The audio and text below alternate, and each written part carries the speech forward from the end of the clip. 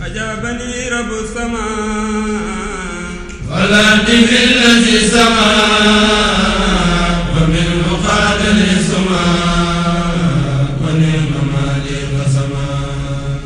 Good evening. So I want to make some interview. One of our guests they come from your city. So I just want to tell me your name and which country you come from. My name is Dynast Amir. I'm from America, the state of Georgia, the city of Atlanta. So this is your first time you coming here to Magal de Touba, or? No, this is my fourth. This is my fourth time coming to the Grand Magal. What motivation, like you can come to Magal de Touba? What kind of motivation that you get? Actually, I was researching racism in Islam, and Sheikh Obama came up just somehow as far as the in the search engine. So I found out, started reading some about Sheikh Obama and Ibrahim Fall. The only issue is there's not a lot of information in English. So I have a buddy in Senegal. I reached out to him and asked him some about Sheikh Obama and Ibrahim Fall, and he started to explain to me. And then I asked him, what is this MAGAL-TV or this Grand Magal de Touba? And he told me a little bit about it as far as just the celebration of Sheikh Obama, and I told him now we come to the next one. So that was 4 years ago, and I've been coming ever since. So can you tell me something is a secret? What is the secret of shamanism? Example. Can you give me the secret of shamanism? The secret? Yeah, of Mouridism. I mean, well, number one, first and foremost, Mourides are Sufis. And I guess Sufism is the spiritual path of Islam. That's what attracted me to it. And when you say Sufi, we are Muslims by definition, not by faith, meaning that we are peaceful people. And in Sheikh Obama, him being, because rarely do we see images of black Muslims in power, or black Muslims who've had a great influence on the world like Sheikh Obama. I mean, we have, Louis Farrakhan at the Nation of Islam. Malcolm X is another one. So we have those images of powerful black Muslims, but outside of America, we don't have that many images. So that's what drew me to Sheikh Obama and Ibrahim Fall, was you have these powerful black men who are Muslims as well that have been able to attract people and have a heavy influence on the world itself. So that's why I was attracted to it, and that's the secret of Sheikh Obama. Okay, you're a Muslim, or like you want to? I will become a Muslim, but again, when you call yourself a Sufi, you're a Muslim by definition. So you don't have to take. You're born a Sufi. You're born a Muslim. You have the definition of Muslim or Islam existed before Muhammad read the Quran. You already had the term Islam. You already had the term Muslim. It's in the. It's actually in the Bible. Jesus said, "Peace be blessed be the peacekeepers, blessed be the Muslims." So that term existed before, I guess, the religion Islam as we know it today. So by definition, we're all Muslims. We're all born into Islam, but you have the religion that's tied to it. Yeah, it means like you want to join in Islam. Well, I would want to become. Definitely. I want to become a Mouride, but I'm already a Muslim. If that makes sense. If you're a Sufi, you're born a Muslim. You don't need to join a specific sect to become a Muslim, because by the definition of Sufism, you're already a Muslim. So that's what I'm trying to convey. Right. I mean, like in New York or like in USA. So can you give me some information about that? We used to hear some many Buddhism style way they used to go around there. They live in different provinces, different cities. Can you there's a big Mouride community in Atlanta. There's a pretty big Mouride community there.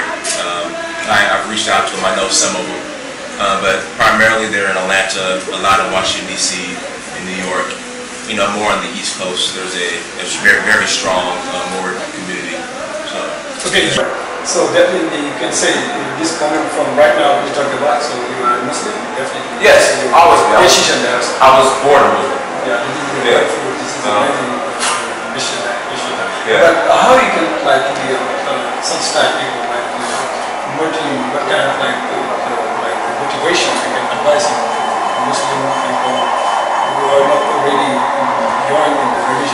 I think, you know, John Henry Clark, who is a great teacher, black teacher in America, he criticizes, I guess, organized religion, especially the relation that black people have to it. But John Henry Clark, he gave a thumbs up, or he approved the Islam in synagogue, and he approved Coptic Christianity out of Ethiopia. So I told myself I'm going to be, I guess, join a sect of Islam that it will be here in synagogue. If I were to become a Christian, I would do it out of Ethiopia as far as a Coptic Christian. So, you know, he has a great influence on me.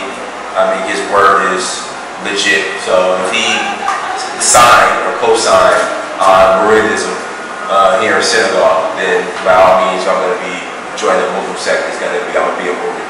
Okay. From the definition of Islam, yes. religions. Yes.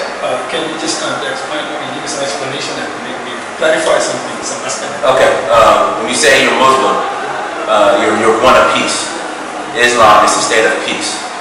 You're born into that. You're born a peaceful person. So again, before Muhammad recited the Quran, you already had Islam. You already had Muslim. But then they attached Islam to the Quran. Now it became an organized religion. But what Sufism teaches is that you don't have to be a religious person in order to be a Muslim or to be part of Islam.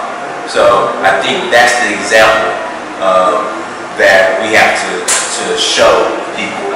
And as far as your question before, when it comes to an example of Islam, the Sufism in synagogue is the standard for people to follow. This is Islam in its pristine purity. This is the best example or standard for anybody that wants to be Muslim. The Islam here in synagogue by far. In synagogue is the standard for, you know, my goal is to come up and formulate as many videos and information in English for those that don't speak Wolof, for those that don't speak French, so they can learn about Mouridism.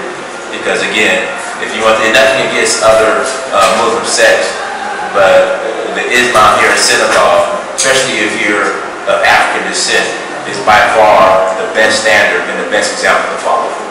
Okay, because again, if you want, and nothing against other Muslim sects. What do you mean the Taliban? Yeah, Taliban, like those people like Sharafat, you know? Sharafat, you know something about Sharafat? You read Paul? Sharafat. Yeah. I mean, but he's by far, I mean, he was the most faithful student of Sheikh Ahmad Bamba. And from my understanding, he gave up everything to follow Sheikh Ahmad Bamba.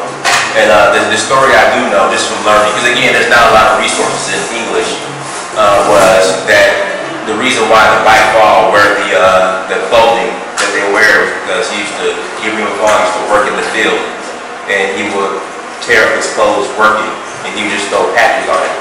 And that's how the clothing of the Baifal came about. And then also too, what I learned is Sheikh Ahmad Bamba told Ibn Bafal to just chant the name of Allah and build the mosque. Those were his orders. That's from what I understand. So again, I'm learning more. I'm trying to put together more resources. Also too, what I learned is Sheikh Ahmad Bamba. That's what I know. And also too, they told me do not confuse Baifal or Rastafarians, because in America people say that Baifal are the Rastafarians of Islam. That's not true. Don't confuse Baifal or Rastafarians. So I know that too. But it's really like the children of Baifal you find it in Touba. Yes. The meaning is like the Baifal you find the real Baifal. Real Baifal too. Yes. Right. So thank you.